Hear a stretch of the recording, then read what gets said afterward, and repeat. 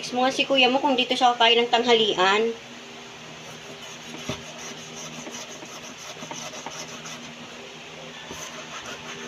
Ayun na. Ha?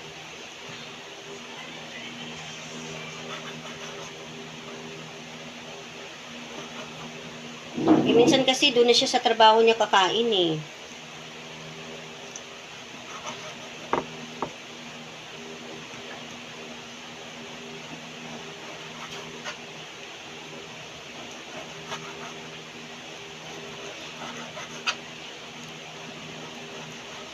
Dapat yung malaki na ano no, malaki na ang tawag doon, yung kutsilyo yung malapad.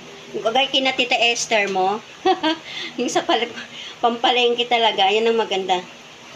Kaya lang may kamahalan din yung price na yun. Yung pang-itak ni Kuya Jeff mo sa ano, sa may pata.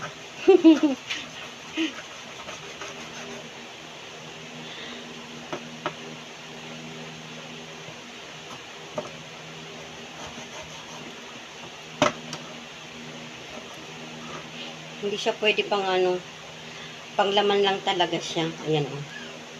Pwede siyang panglaman lang. Hindi siya masyadong ano. Hindi lang masyadong ayan.